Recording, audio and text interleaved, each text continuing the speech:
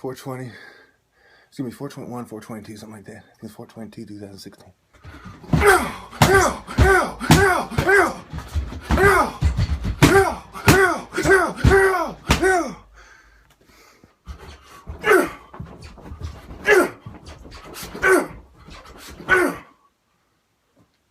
So many of you do not understand the difference between tournament competition and being a true fighter or a true martial artist. You know, I usually simplify by saying martial artist versus fighter, but they explain it a different way. First, you're going to hear a clip from Bruce Lee talking about the importance of control so you can understand how the covert drugging is affecting me. Then you're going to see a clip from a guy who trained with him explaining the insignificance of tournament fighting and how a true martial artist competes.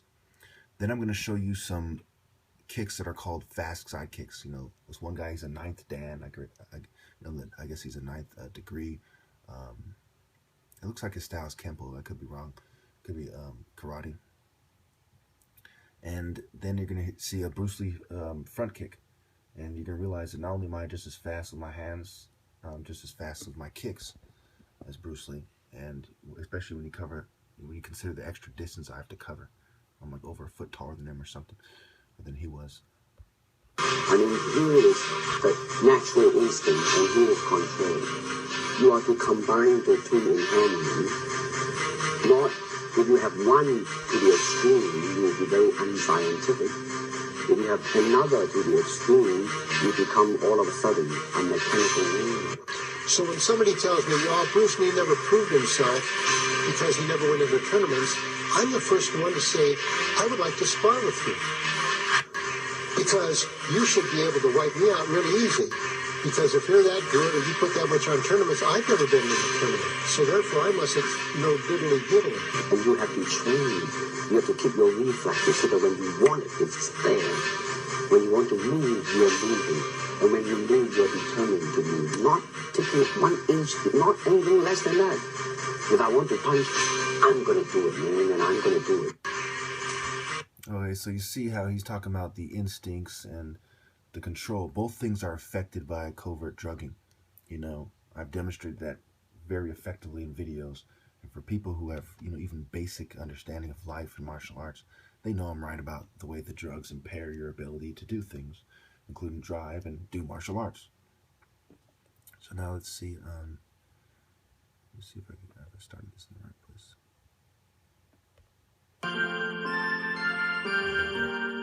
That was Bruce Lee's front kick. Let's see it one more time.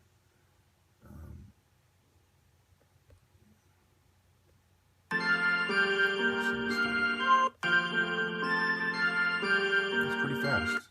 The problem is, mine is just as fast and I'm taller. You know, so it's harder for me to be fast and I'm covering more of a distance. Now let's go here to this is what's called the fastest side kick in the West, right?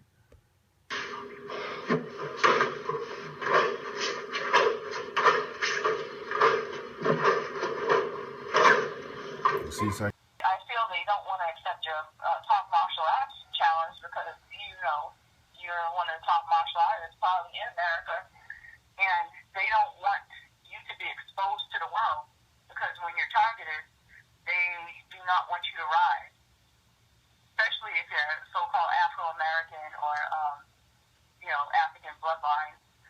And that's what you've been saying all along, man. You're a top martial artist. It's the truth. Anika is a top martial artist. So, did that atheist guy really tell you to provoke me to go to the psych ward? Yes. I know what you guys are doing. Stop being jealous. Stop trying to provoke instead of the psych ward. Publicly admit that he is the best. The perps, they don't want to accept my challenge, but they troll me on my videos and they try to make fun of my demonstrations. But there's $3,000 if they can beat me. So why do you think people are hiding from my top martial arts challenge, but they're trolling me instead of accepting? Well, a lot of people probably don't want to fight you. You think is the top martial artist? I think you are the top martial artist, and anyone who doesn't agree is a liar. Who do you think is the top martial artist? I believe you are the top martial artist. Any reason you say that? You say that? I'm sorry? Is there any reason you say that? The videos, I've watched your videos, and I've seen the way you move, your moves and everything. And I've seen that you've challenged people in your videos. Okay, so there's two things you have to take into account. One is he has shorter legs. Two, he does it low. I'll pause it for you. Do. Okay. I kind of messed with the pausing. Okay, so there we go. You see how that kick is a very low side kick. Okay. His foot movement was fast. The actual kick was pretty fast. You know, his footwork was fast. Watch. Fast footwork, boom. Actual kick was pretty fast, but it was low. And it's not faster than mine.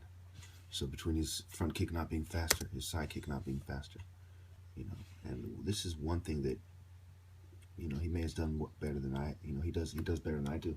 The 1-inch punch, because I don't do it at all. But, you know, is he really going to be able to do that on me in a fight? No. He's not going to get close enough to do that, much less take the time to prepare for it and execute it. So as far as an applicable skill, it's not there. So when you go, you know, when you look at it, you know, compare skill for skill with me versus Bruce Lee, and you consider all the aspects of transferable skills, yes, I am better than Bruce Lee was. Thank you. And that I promise you, there's no doubt in my mind. I'm better than anybody in American history ever was, and because I'm being covertly drugged, it's only fair for me to say that better than anyone who ever will be.